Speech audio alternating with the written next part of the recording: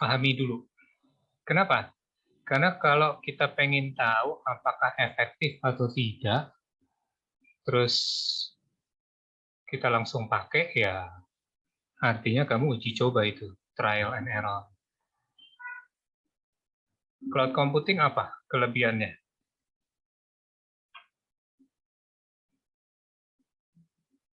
Yuk, pelajaran aplikasi teknologi informasi semester ketiga. Cloud computing itu menyediakan akses yang sangat bebas, Pak. Jadi customer juga dapat mengembangkan sendiri apa yang mereka inginkan. Oke, yang lain? Hampir benar. Tapi terlalu generik. Ada yang bisa lebih spesifik?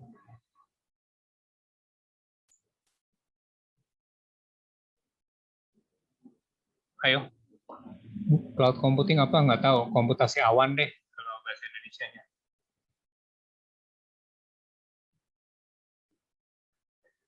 Nah, kalau di sini aja kalian masih belum paham, susah nih nanti. Lalu nanti big data. Big data kita akan bicara sendiri. Ada satu sesi kita akan bicara tentang big data di SIM ini. Juga kita akan belajar bagaimana secara manual, bukan secara manual ya, dasarnya. Bagaimana salah satu big data yaitu text mining. Bagaimana text mining bekerja.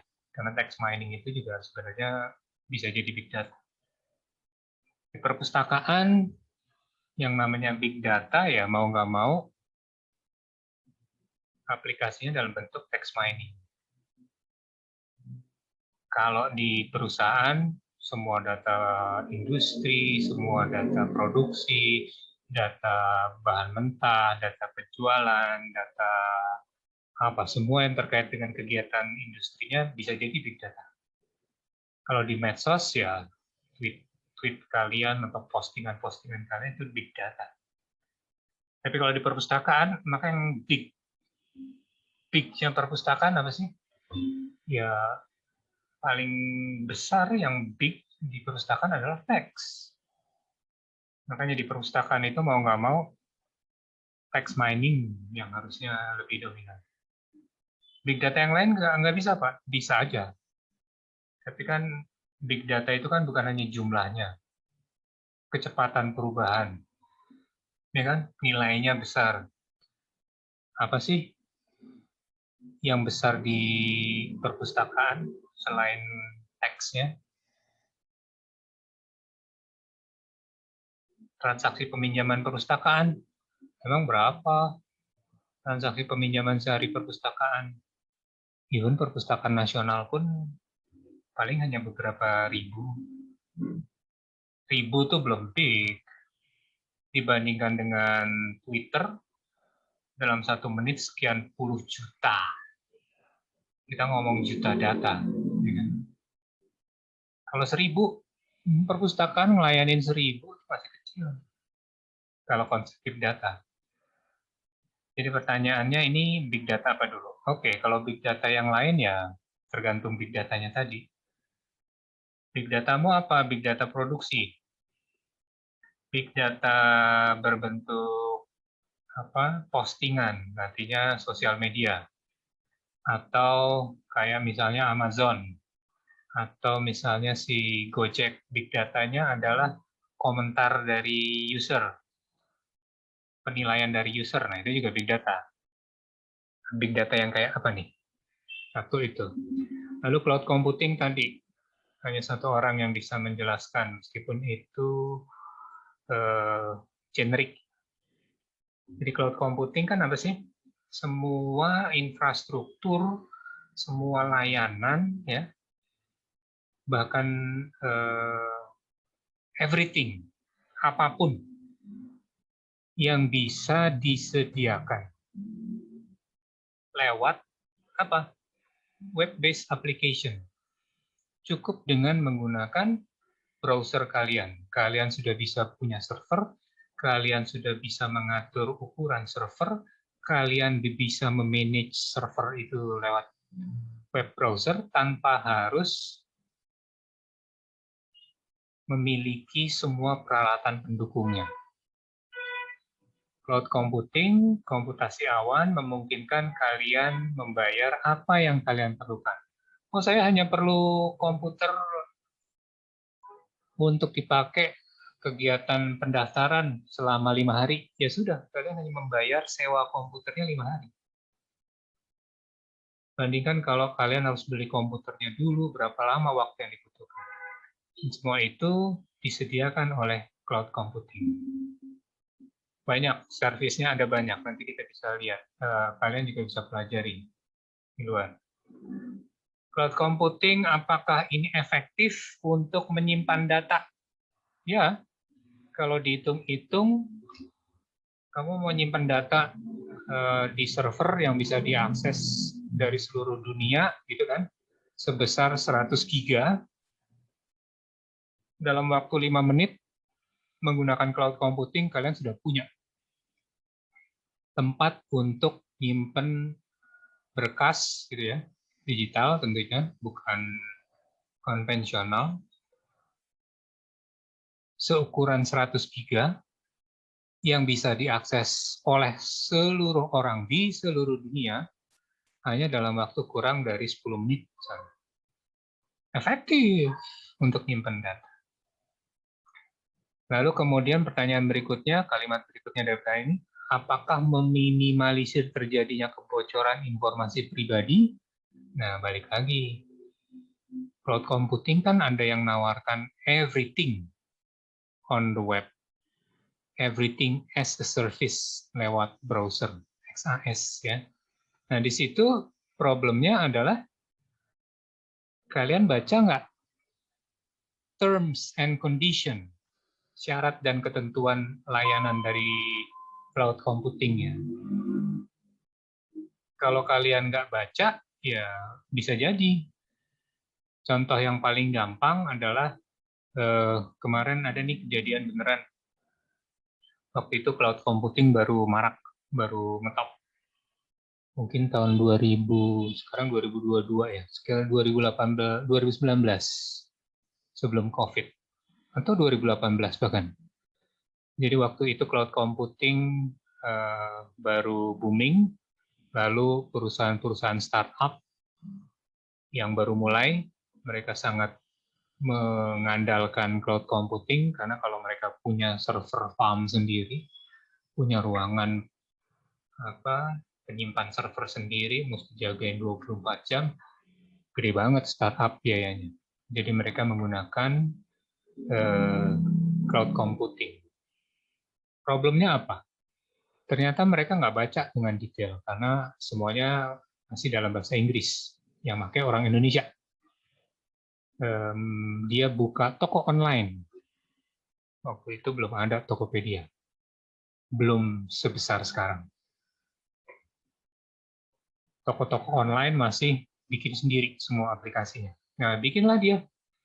Bla bla bla bla, cerita sudah operasional 1 bulan, 2 bulan jalan gitu kan. Pas bulan ketiga ternyata ada kejadian. Kejadiannya apa? Itu aplikasinya dia rusak. Bukan karena hardware, tapi lebih karena software, lebih karena faktor manusia. Yang terjadi apa? Mereka bingung, gimana caranya mengembalikan semua yang rusak. Tadinya mereka berharap bahwa dengan menyewa di cloud, dengan memanfaatkan komputasi awan, otomatis sistemnya sudah siap semua termasuk backup. Nah, begitu backup, ternyata di situ ada S dan K, syarat dan ketentuan. Kalau kalian beli ini, maka ini belum termasuk backup. Backup bayar lagi. Mau backup tiap hari, mau backup tiap jam, mau backup sebulan sekali, ada lagi jasanya. Nah, hal-hal seperti itu kan kesalahannya bukan karena cloud computing-nya, tapi dari manusianya. Sama saja, terkait dengan kebocoran informasi pribadi, masalahnya di mana? Kalau di cloud, yang basically XaaS, everything as a service, ya, semuanya bisa disediakan. Nah, kamu berarti mesti milih-milih apa aja nih fitur yang bisa menjaga kebocoran informasi pribadi. Bukan hanya nyewa hostingan doang. Kalau nyewa hostingan doang ya, lihat dulu hostingannya apa. Ada nggak di sana firewall? Bagaimana sistem firewall? Kalau nggak kan, cloud computingnya kamu mesti, oke, saya beli storage, saya beli sewa. Nah, saya sewa storage 100 giga. Saya juga sewa firewall 3 lapis. Saya juga sewa DNS. Saya juga sewa. Nah, kalau itu semua kalian kuasai dengan baik, bagaimana mengelola komputer dengan baik, atau paling tidak kalian baca teliti syarat dan ketentuan atau kontrak waktu menggunakan cloud computing, komputasi awan, maka aman harusnya. Nah, ini berkaitan juga dengan komponen yang akan kita bahas hari ini. Jadi saya akan menjawab pertanyaan ini, apakah cloud computing bisa dibilang cara yang efektif untuk menyimpan data? Ya. Apakah efektif dalam meminimalisir kebocoran informasi pribadi? Belum tentu. Akan sama saja dengan kalian menyimpan sendiri di lokalan kalian, kalau itu sudah di internet, karena yang namanya hacker begitu sudah bisa diakses oleh orang luar, maka hacker dengan mudah pasti bisa menemukan server. Apakah bisa menembus, itu lain perkara. Tapi apakah servernya bisa dikenali atau bisa diidentifikasi oleh hacker? Pasti bisa. Apalagi jelas-jelas domain Anda, domain ngetop, tokopedia.com. Wah, itu pasti hajar habis-habisan tuh sama hacker nyariin lobang. Nyariin backdoor. Nyariin port-port yang tidak kalian awasi. Kesalahannya di mana? Bukan di cloud computingnya, bukan di jasanya. Kecuali kalian memang minta, oke, saya mau bikin gini, siapin semua. Nah, itu lain lagi perkara. Tapi kemudian baca lagi cloud computing. Apa? Cloud computing di Amerika, semua jasa cloud computing yang komputernya disimpan di negara, di wilayah dalam kedaulatan negara Amerika Serikat, maka mereka harus catat dengan baik.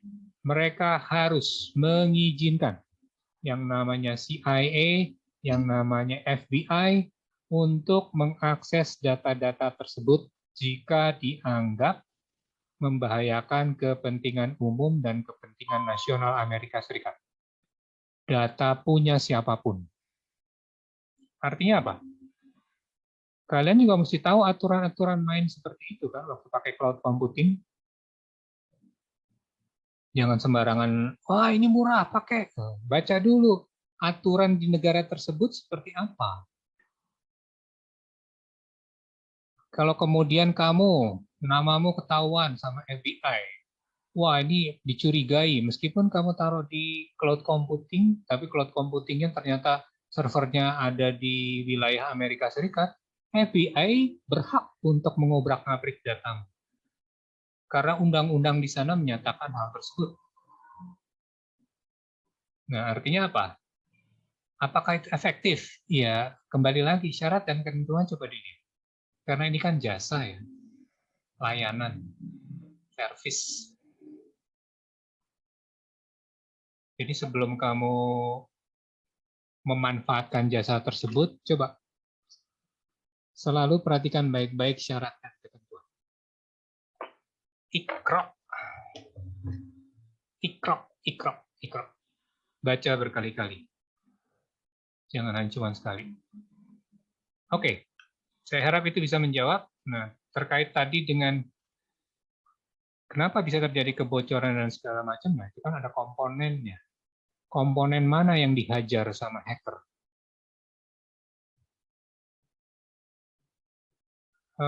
Aplikasi teknologi informasi. Kalian sudah nonton film Clown belum ya? Who am I? Udah kan ya? Sudah, Pak. Udah, Pak. Masih ingat filmnya apa itu isinya? Filmnya mengisikan suatu orang yang ingin menjebol sistem, Pak. Nah, sekarang pertanyaannya apa yang ternyata paling sering dijebol sama mereka? Masih ingat nggak? Dan Jaringan, apa Pak. penjebolan yang paling sukses dari kegiatan mereka? Jaringan? Bukan.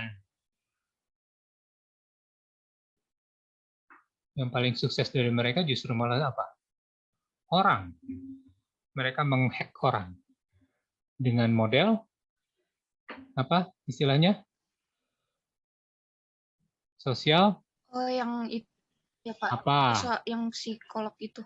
Iya apa? Ayo, namanya. Teknik apa itu namanya? Nah, social engineering. Kalian dikirimin gambar yang kalian sukain, langsung main klik aja, main download, padahal di belakangnya itu ada virus, ada worm, ada kuda Trojan, yang hasil akhirnya si hacker itu kan bisa. Meskipun di cloud, yang sudah kalian atur sedemikian rupa, kalau manusianya yang dimanfaatkan seperti itu ya, nggak bakalan bisa ngapa-ngapain. Jadi, all breakout room will close in 52 seconds. Wah, siapa nih yang nutup nih? Kayaknya bentar lagi kita mental semua nih. Jadi nanti masuk lagi ya. Kalau nanti mental, saya akan terusin aja dulu. Kita lihat dulu nanti. 35 Iya, detik Pak, lagi. baik. Wah, ini ada yang keluar dari Zoom tapi salah ngeklik nih kayaknya.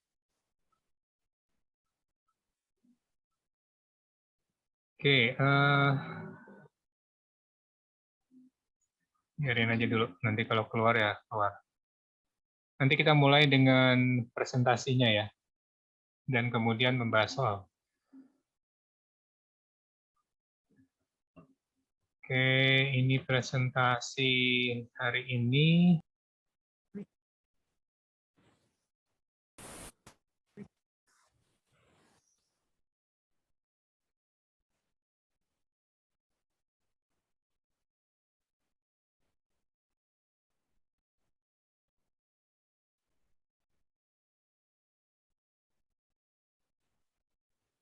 Bapak ingin bertanya, berarti untuk yang cloud computing itu iCloud dan Google itu juga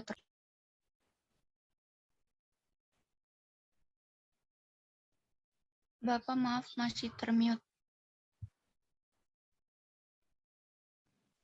Putus-putusin dia yang terakhir apa? Saya nggak dengar kata kamu yang terakhir.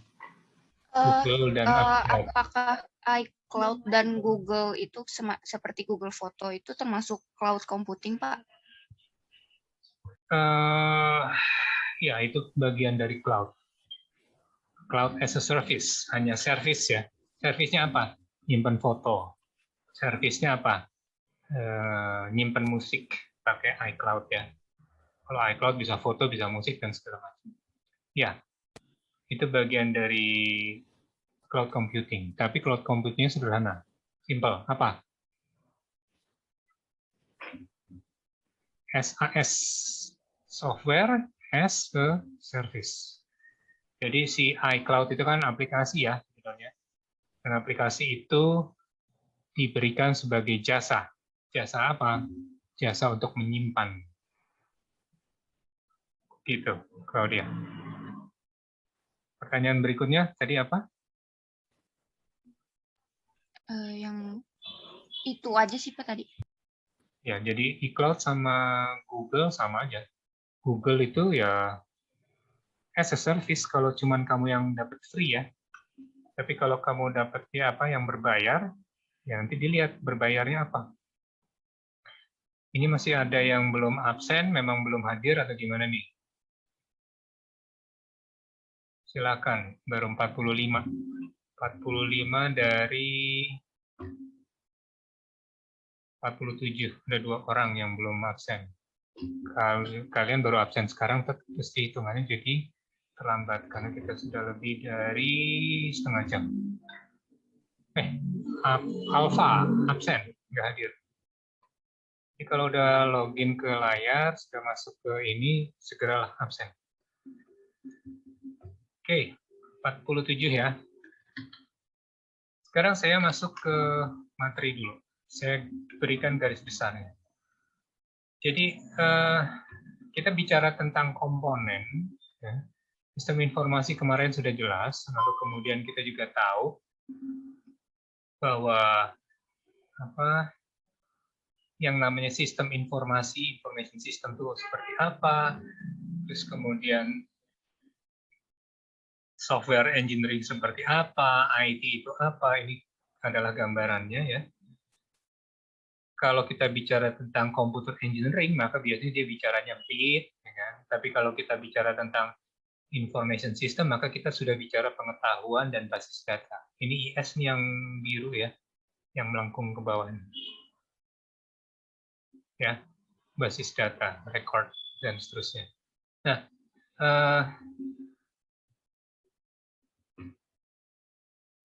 bisa nggak pointer, laser. Oke, nah ini IS nih.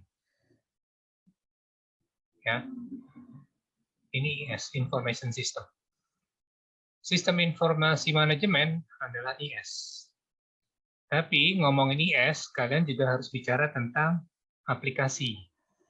Kalian juga harus kenal dengan software. Bahkan, kalian juga mungkin harus menguasai sedikit saja, tapi artinya sistem informasi itu tidak terlepas dari sistem infrastruktur. Ya. Dan kalau dilihat, maka sistem informasi itu arahnya lebih ke aplikasi, deployment, configuration, lebih ke arah penerapan, bukan ke arah teoritis. Inovasi, itu bukan bidangnya IS. Ini slide ini bicaranya seperti itu. Itu yang harus kalian perhatikan. Kalau kalian bilang, oh saya, atau kalian ada orang bilang saya ini CS, computer scientist, maka dia kebanyakan lebih banyak ngomong teori ketimbang praktek.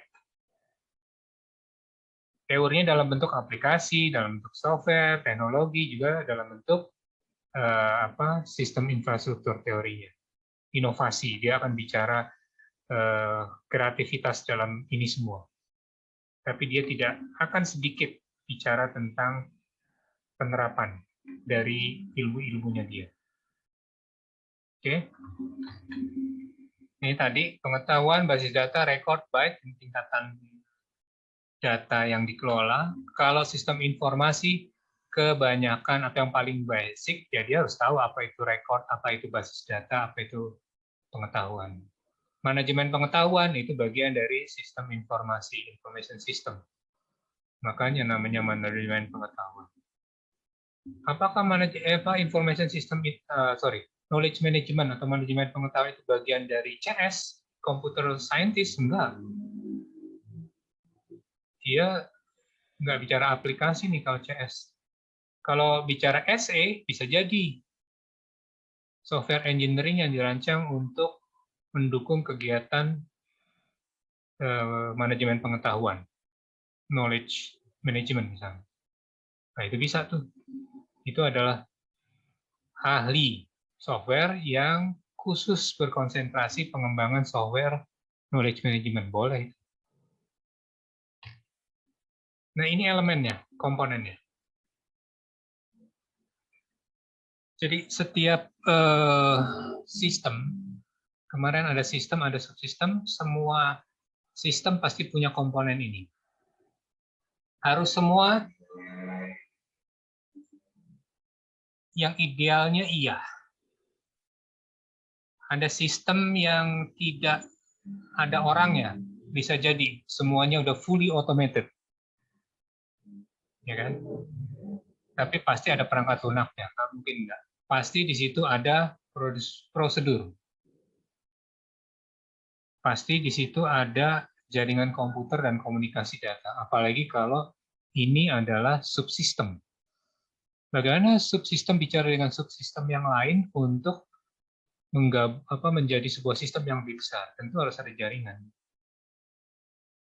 Yang dikirim-kirimin apa? Data.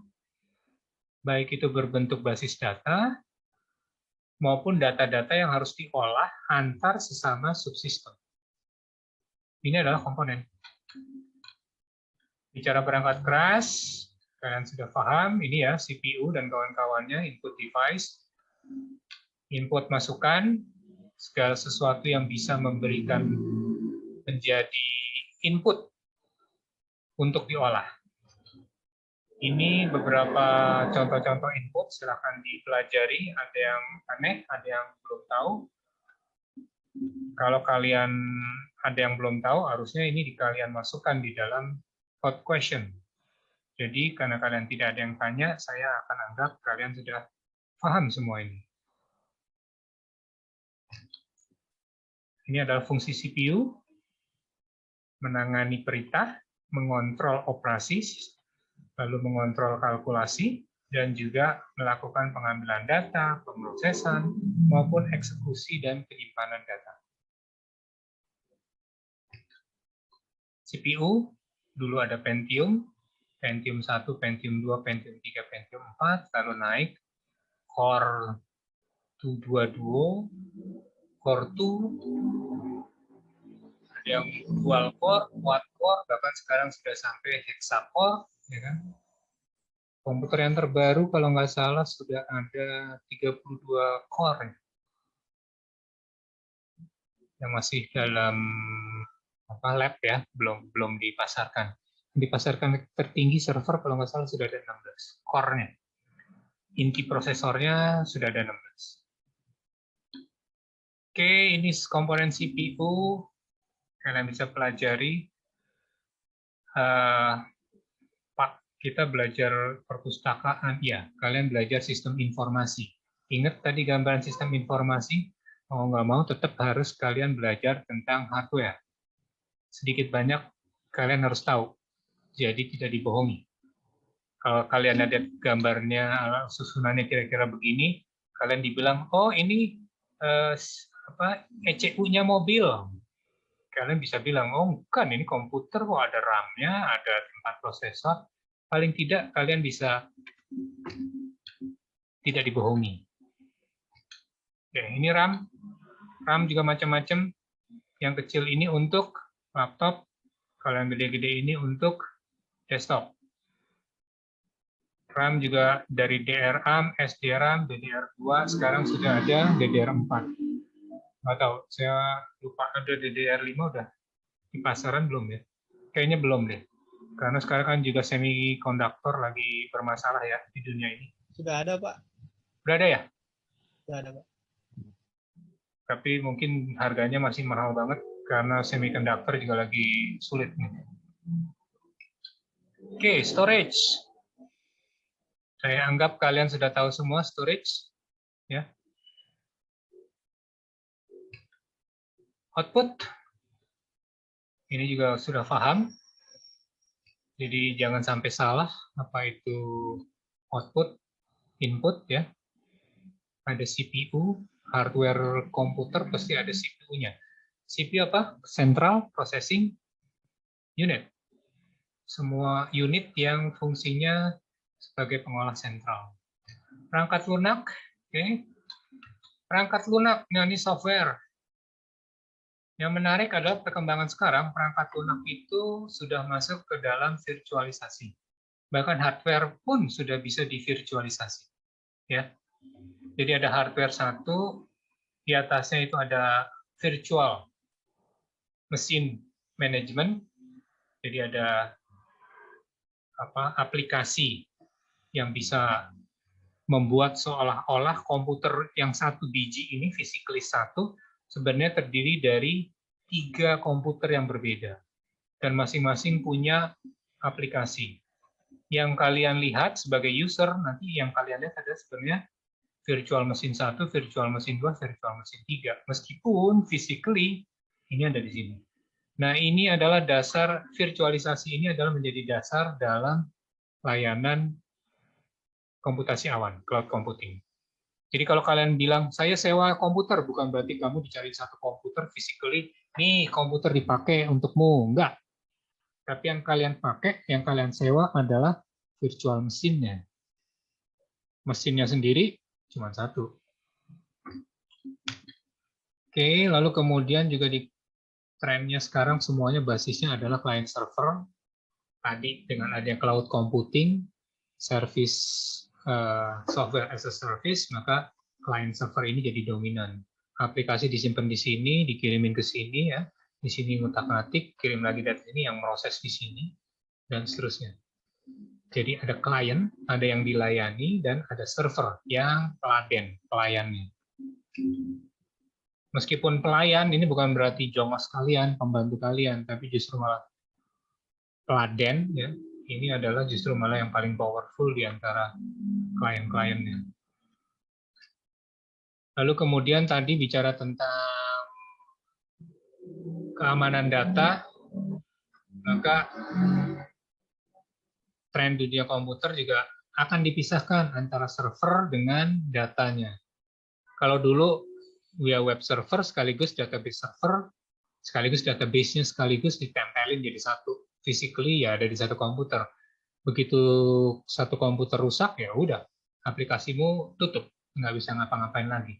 Nah, dengan 3-tier ini memisahkan antara data, server yang ngeladenin untuk mengolah data, sama front end atau apa ya, interface yang kalian lihat, itu dipisahkan fungsinya. Web server ini akan yang kalian gunakan secara rutin. Di balik itu ada server yang ngatur data ini mestinya disimpan di mana, seperti apa, dan ada tempat sendiri untuk menyimpan database. Hacker masuk. Biasanya yang dimasuk, yang dihajar adalah web servernya. Kalau web server kan aplikasi, nggak ada data penting karena datanya dipisahkan.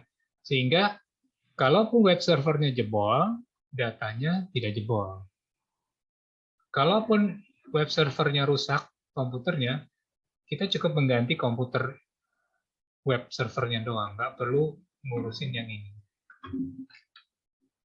Nah, sekarang cloud computing, kalau tadi semuanya masihnya basisnya kabel gitu kan, nah semua sekarang basisnya internet. Internet ini adalah jalur kita masuk. Ada server tadi ya, kalau tadi gambar pertama terhubungkan langsung dengan kabel ke server, maka sekarang semuanya basisnya internet. Nah, inilah cloud computing.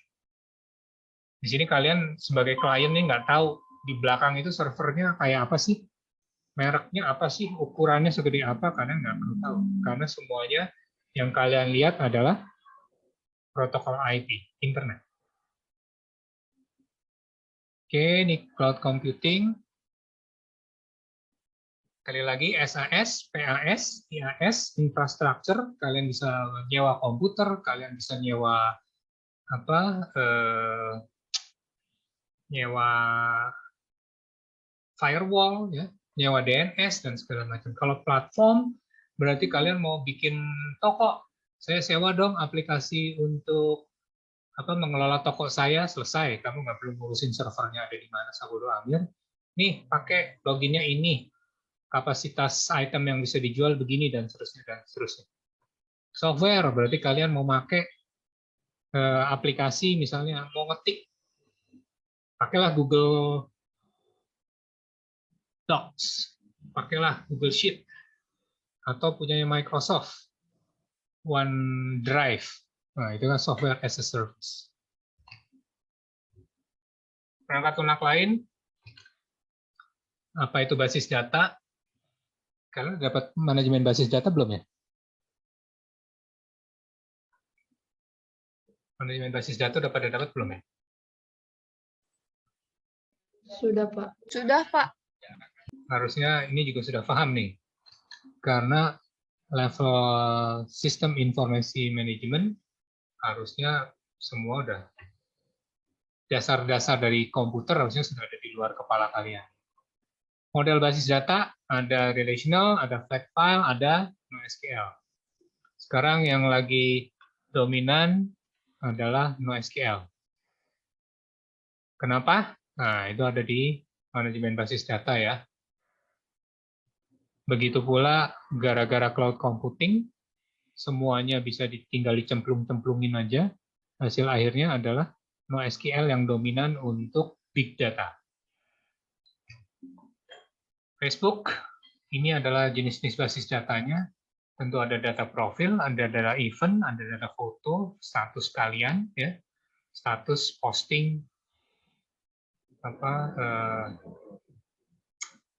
ya posting kalian lah, post-post kalian, komen, like, dan jaringan-jaringan pertemanan kalian. Itu adalah basis datanya Facebook. Nah ini big data.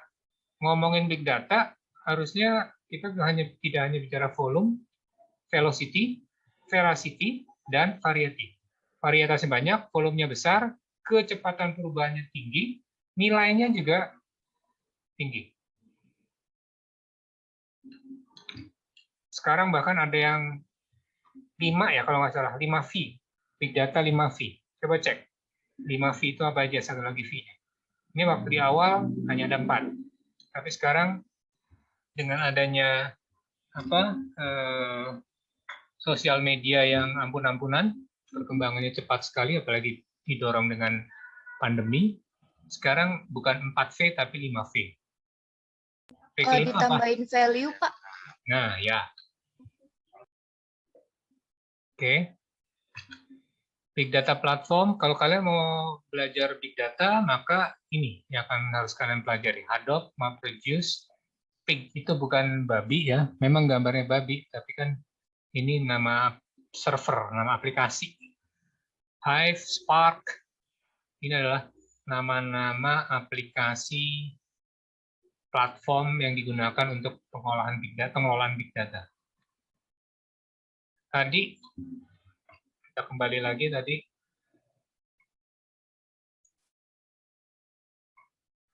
Sorry. Oh, nggak jalan. Ya. Oke. Tadi ada hardware, software, lalu ada prosedur. Sekumpulan peraturan. Nah, ini kan aturan main. Kalau kalian bicara atau kalian lihat video yang saya lampirkan tentang sistem, itu bahkan dibagi lebih banyak lagi komponennya. Atau ada juga yang lebih ringkas. Ada yang bilang software, dah selesai. Hardware, software, data, dan jaringan. Nah, nggak usah berantem. Wah, prosedur kok nggak ada? Salah, nggak juga. Prosedur juga untuk sebagian orang, prosedur itu bagian dari software. Kenapa? Software itu kan nggak nyata ya. Nyata physically kalau kamu pegang CD-nya. Gitu kan. Prosedur kalau kamu pegang dokumennya. Tapi intinya prosedur apa sih? Mengatur kamu kan. Intinya software apa? Menjalankan kan. Nah itu software. Sebagian orang prosedur menganggap bagian dari software. Atau bahkan manusia itu dianggap bagian software.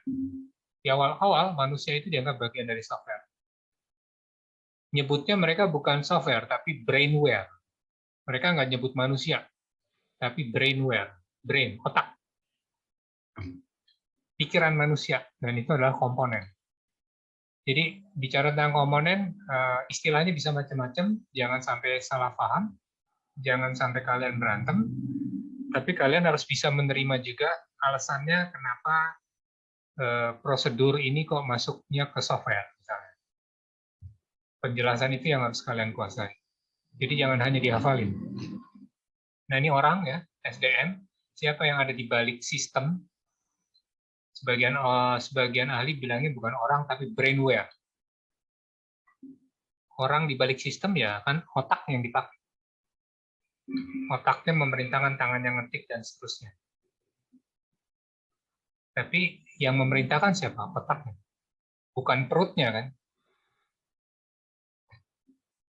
Jaringan komputer dan komunikasi ini adalah untuk menghubungkan antar subsistem ya. Nah, subsistem fungsional, ini contohnya adalah pengolahan transaksi Ini bagian yang fungsinya memang hanya untuk ngumpulin data. Lalu kemudian ada juga sistem yang fungsinya itu untuk mendukung pelaksanaan dari sistem informasi. Sistem informasi perpustakaan, oke. Di balik itu ada sistem lagi. Apa? Dia setiap di atas jam 10 malam melakukan backup dari sistem perpustakaan data kita. Nah, itu berarti subsistem yang fungsinya memang hanya untuk mendukung operasional sistem operasi. Juga ada yang fungsinya hanya untuk mengendalikan pengendalian manajerial sistem informasi. Ya, atau bahkan untuk perencanaan strategis sistem informasi. Ini adalah subsistem fungsional, jadi dia dilihat dari fungsi-fungsinya saja.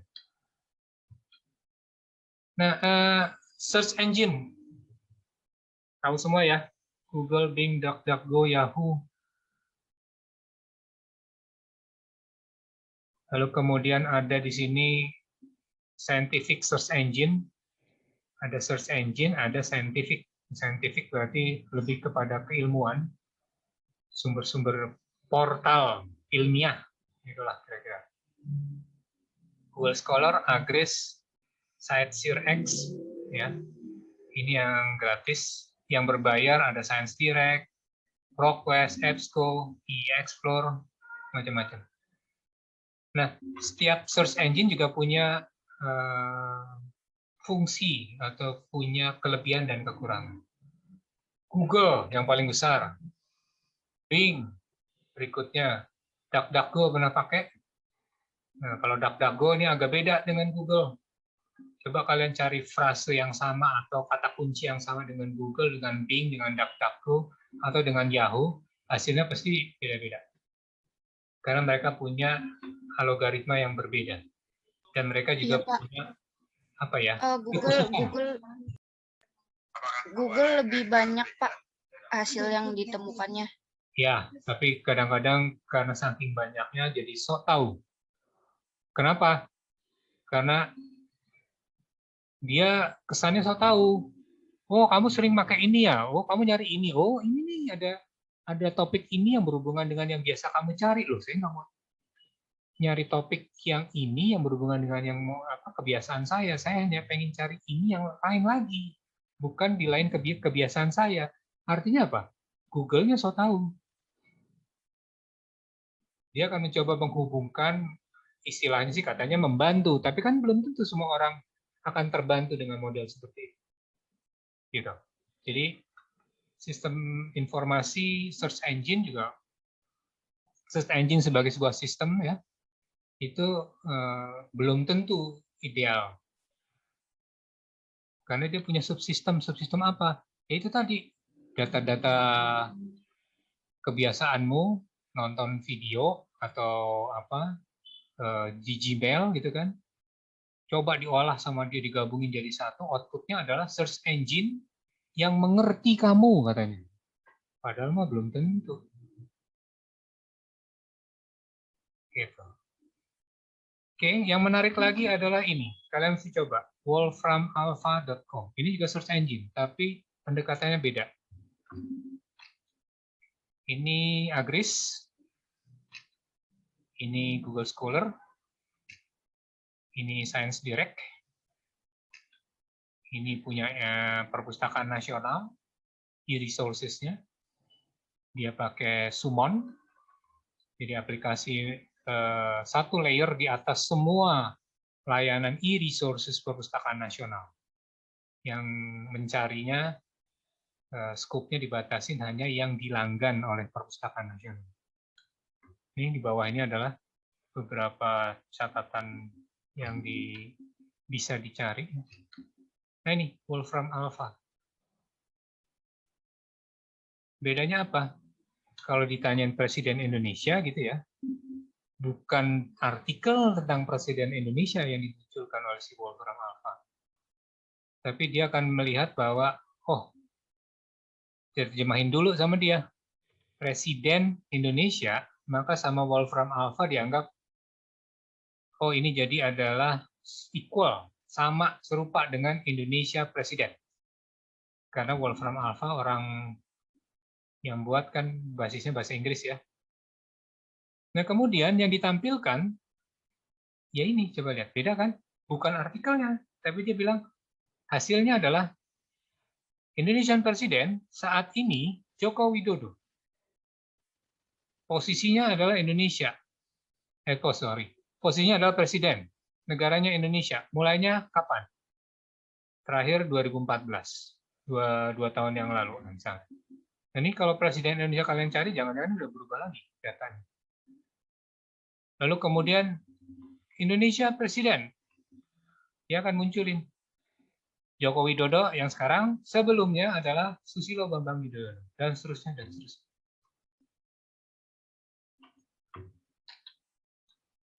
Nih, Megawati, dan seterusnya.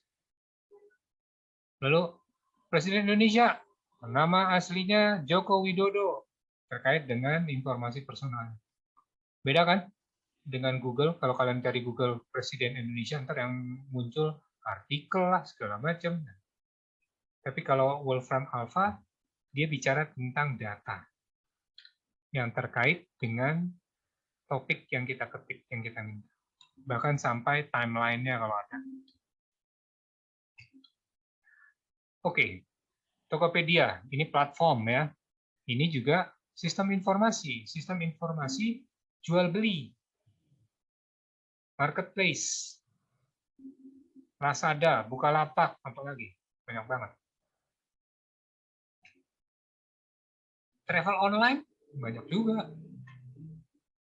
Ini juga sistem informasi tiket. Tapi sekarang bukan hanya tiket ya. Kalian bisa macam-macam juga. Nyewa juga bisa di tiket.com atau Traveloka. Sewa mobil mungkin masih ada hubungannya dengan travel ya. Tiket bioskop juga ada, Pak. Ya, banyak banget sekarang. Makin banyak. Nah, itu semua didorong adanya pandemi karena semua orang harus berbasis internet untuk komunikasi. Nah, jadi kalau tadi kita bicara macam-macam, coba perhatikan ini ya. Cari 3 contoh sistem informasi perpustakaan berbasis web, lalu amati, diskusikan fitur-fiturnya, dan nanti ada tugas. Ini kalian coba cek. Cek juga Wolfram Alpha, cobain, bedain. Lalu Agris. Oke. Nah, kalau kalian ditanyakan komponen, kira-kira apa nih komponen dari sistem informasi travel online?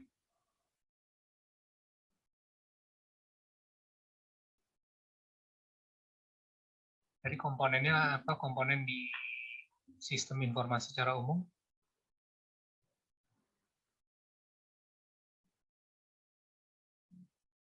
Ayo, sistem informasi secara umum ada hardware, iyalah pasti ada hardware. Ada software, iya pasti ada. Lalu apa lagi? Prosedur, Pak. Prosedur, gimana cara mesen ya? Iya. Kalau beli tiket hotel begini, kalau pesan mobil begini, dan seterusnya. Tiket pesawat, sebelum beli tiket, maka kalian harus melampirkan bukti apa? Bukti vaksin. Sekarang, kalau dulu nggak ada. Nah, kayak gitu-gituan itu adalah prosedur. Lalu kemudian apa? Nah, itu mestinya kalian bisa identifikasi. Sebagai seorang sistem informasi, kalian harus bisa melihat jauh ke dalam dari apa yang tampil di depan mata kalian ini. Sebenarnya ini yang kalian lihat ini adalah web browser. Web server. Di balik itu tadi ada database, ada sistem-sistem yang lain yang saling dihubungkan. Yang kalian lihat ini agregat, sudah kumpulan. Jadi kalau ini sistem informasi travel, sebenarnya saya yakin di balik itu ada sistem informasi pemesanan hotel. Ya nggak? Ada di balik itu subsistem tiketing untuk pesawat, untuk kereta api, untuk yang lain-lain. Apakah itu tanggung jawabnya si ini Traveloka untuk ngurusin tiketing pesawat? Enggak. Ada subsistem lain di sana yang ngobrol gitu kan dengan sistemnya Traveloka. Tiket pesawat apa? Ya udah dia tinggal minta. Garuda minta dong penerbangan sekian tanggal sekian diterima. Nih, tampilin nama dia si Traveloka sama tiket.com. Jadi sebenarnya di baliknya ini ada subsistem lain apa? Tiketing pesawat, ada tiketing hotel. Apakah mereka punya data semua hotel lalu mereka kelola semua? Enggak. Pasti mereka punya subsistem. Mereka datengin si stafnya Traveloka, datangin setiap hotel, tanyain, minta datanya dong, lalu dimasukin ke sini. Nggak mungkin. Nah itu cara berpikir mengidentifikasi komponen. Kalian lihat, oke, komponennya apa? Oh, berarti ini selain sistem Traveloka, pasti ini ada subsistem tiket pesawat. Di balik subsistem tiket pesawat ada apa? Tentu ada prosedur lagi kan? Bagaimana kita mengambil informasi dari sistem yang ada di Garuda, dari sistem yang ada di Lion Air, dari sistem yang ada di KLM. Nah, artinya apa? Komponennya makin banyak lagi tuh. Nah, global dari komponen sebuah sistem informasi, wah itu bisa banyak banget. Kalau kalian bicara sistem informasi, tadi ilmunya, berarti kalian harus bisa mengidentifikasi sampai dengan komponen yang terkecil. Kenapa? Begitu kalian tahu komponen yang terkecil apa, subsistem yang terkecil apa, komponen terkecil dari subsistem yang paling kecil, maka kalian bisa bikin apapun dari sistem informasi tersebut. Contohnya, tiket pesawat. Oke, kalau misalnya di Traveloka, sistemnya itu ternyata dari Garuda hanya menampilkan harganya doang. Kan kita minta, saya mau mau pergi dong pakai Garuda hari ini jam 11. Dari Cengkareng ada nggak? Nah, dia keluarin dah, nih Cengkareng bla bla bla. Harga tiket selesai. Udah, gitu doang. Belum tentu. Kalau misalnya memang cuma itu, ya berarti itu doang yang bisa kalian dapatkan kan. Tapi kalau ternyata dari subsistem tiket Garuda itu kamu tahu, wah di subsistem tiket Garuda itu sebenarnya ada juga subsistem lain apa? Memilih tempat duduk.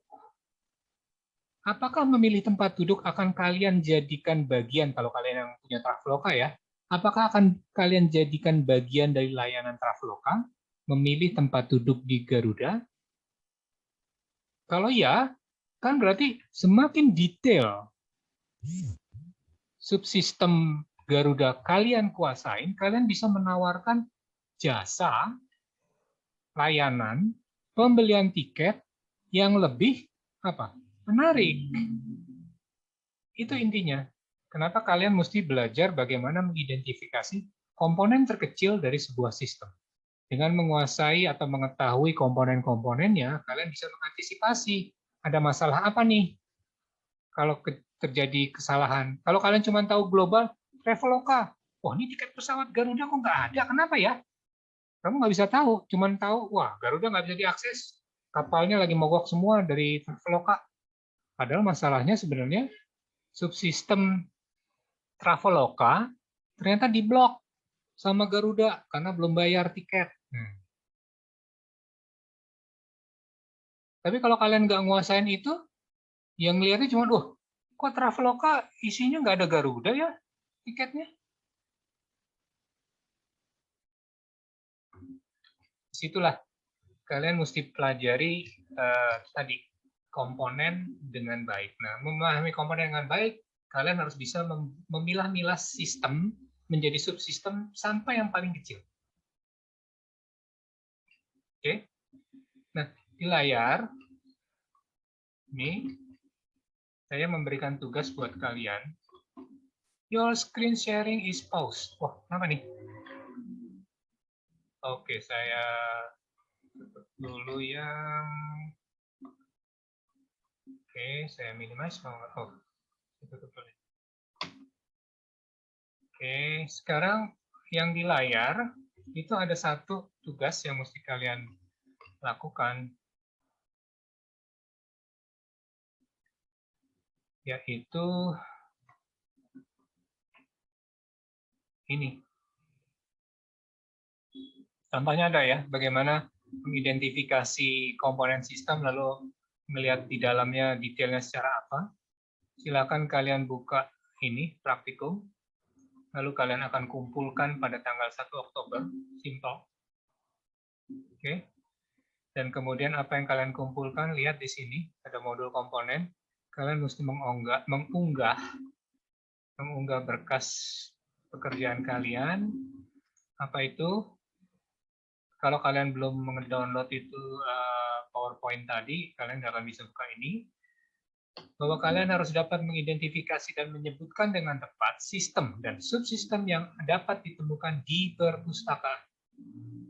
Mahasiswa dapat mengidentifikasi komponen-komponen yang terdapat dalam sebuah sistem perpustakaan. Tentu sistem perpustakaan termasuk subsistem yang ada di dalamnya. Bukan hanya subsistem besarnya, tapi subsistem yang di dalamnya. Jadi kali ini adalah masih terkait erat dengan konsep perpustakaan sebagai sebuah sistem. Masih ingat? Segitiga perpustakaan. Lalu kemudian kalian harus mengidentifikasi perpustakaan sebagai sebuah sistem dan subsistemnya, subsistem pendukungnya dia. Lalu kalian analisis sistem, lihat secara detail masing-masing sistem dan subsistemnya itu, untuk mengidentifikasi komponennya apa aja. Orangnya apa aja sih? Komputer, kira-kira apa aja nih komputer? Prosedurnya apa aja sih? Datanya apa? Oke, ini petunjuk pengerjaannya. Kumpulkan tugas dalam bentuk dokumen hasil analisis kalian dan identifikasi komponen tadi ya. Dalam untuk sebuah sistem yang lengkap di perpustakaan. Perhatikan lagi kapan harus unggah ininya ada di layar. Yang saya nilai rubriknya seperti ini. Saya sudah bantu lagi. Ini adalah segitiga perpustakaan. Ini adalah fungsi minimal dari sebuah perpustakaan. Kalau kalian mau nambahkan, melengkapi, Pak ini sistemnya sudah terlalu sederhana, silakan. Tapi perhatikan komponen penilaiannya, kelengkapan identifikasi 30%, identifikasi komponennya akan saya nilai 60%. Jadi kalau kalian hanya menyebutkan ini sistem dan subsistemnya selesai, maka nilainya minimal 30%. Untuk dokumen pelaporannya, ini bagaimana saya menilai baik antara 100 sampai 80. Kalau cukup, ini berarti, ini 79 mestinya. 79 sampai 50, dan di bawah 50, kira-kira begini. Bapak maaf, share screen-nya masih layar, Pak. Masih layar ya? Sorry. Oke, bentar. Kok nggak ada warning di saya? Ini biasanya ada warning ya, yang baru si Zoom. Bentar. Stop share. Oke, share screen. Nah ini sudah di-download ya, kalian download. Apa yang mesti kalian lakukan? Baca TIK-nya, deskripsi praktikumnya apa. Lalu kemudian bagaimana cara mengerjakannya. Lalu coba dikumpulkan hasilnya dengan nanti akan saya nilai ini. Pertanyaan segitiga perpustakaan, tadi nggak ada yang jawab, silakan lihat gambarnya sudah saya tambahkan di sini. Kalau kalian anggap sekali lagi, Pak, sekarang sudah ada lagi tambahan, segitiganya nambah lagi, silakan. Apa? Basis dari fungsi minimal inilah yang kemudian harus kalian identifikasi sistem dan subsistemnya. Lalu kemudian dari sistem dan subsistem yang utuh tadi, identifikasi lagi komponennya apa saja untuk setiap komponen. Juga bukan hanya nyebutin komputer, kemudian software. Ya, software apa? Ada orang di bagian apa? Jelaskan. Kalian harus bisa mengidentifikasi itu kalau kalian mau dianggap menguasai pemahaman tentang sistem. Ya. Jadi perpustakaan sebagai sebuah sistem harusnya juga kalian bisa pilah-pilah nih dalamnya apa aja. Apa itu? Nah, silakan pelajari. Kalian udah semester 5 sudah juga belajar banyak hal, bahkan sudah ikut dalam kegiatan otomasi perpustakaan dan kawan-kawannya. Jadi harusnya ini udah kalian bisa memilah-milah lebih kecil lagi. Sampai kalau bisa tidak bisa dipecahkan lagi komponennya. Koleksi masih bisa kan? Kalian bagi-bagi lagi? Apa koleksi? Dibagi-bagi lagi. Koleksi Mungkin dari digital. bentuknya, Pak. Nah, dari bentuknya, fisiknya, apalagi macam-macam kan. Nah, mestinya komponen itu bisa kalian identifikasi sampai yang paling kecil. Kalau kalian hanya bisa begini doang, nah ini perpustakaan sekolah. Tapi kalau kalian bisa di detail sampai segala macam, wah ini perpustakaan hybrida. Silakan kalian bisa identifikasi model-model seperti tadi ya. Dan perhatikan ini adalah unsur penilaian. Kumpulkan. Kapan dikumpulkan? 1 Oktober, Pak. 1 Oktober jam 12 Pagi. pagi. Berarti sebenarnya tanggal 30 Oktober harus kalian kumpul. 30 September. 30 September. Karena nanti begitu pindah ke 1 Oktober, nih pasti kalian udah keblok. Jangan salah baca ya, AM, bukan PM.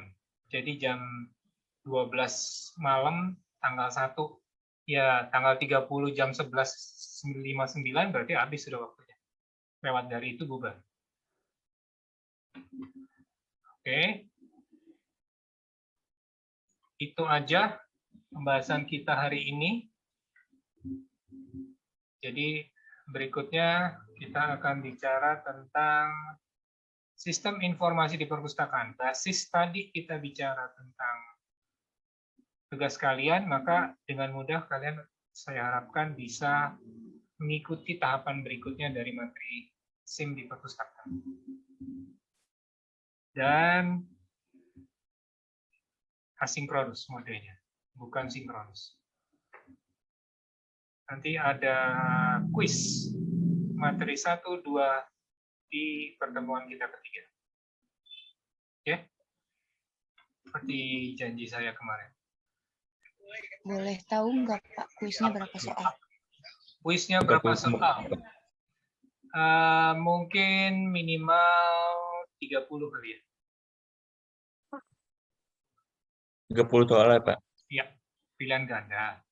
Kalian bisa mencoba lebih dari sekali. Baik, Pak.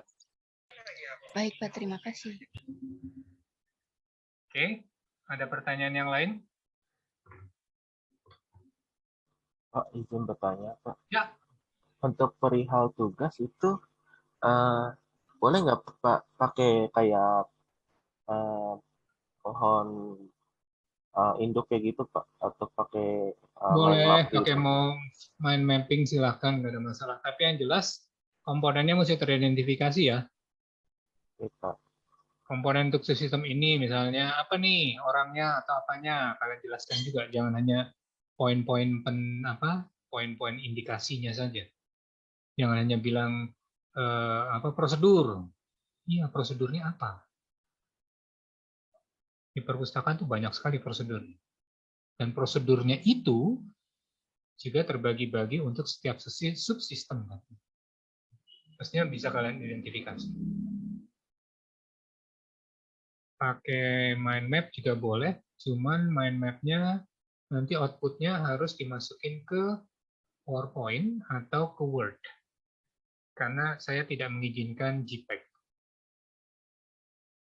Oke? Baik, Pak. Ya, ada yang mau ditanyakan lagi? Kalau tidak ada, baik. Terima kasih banyak. Selamat mengerjakan tugas. Jaga kesehatan selalu. 5M. Pakai masker. hindari kerumunan, cuci tangan, dan menjaga jarak. Saya tutup kuliah kita pagi ini. Terima kasih. Wassalamualaikum warahmatullahi wabarakatuh. Waalaikumsalam.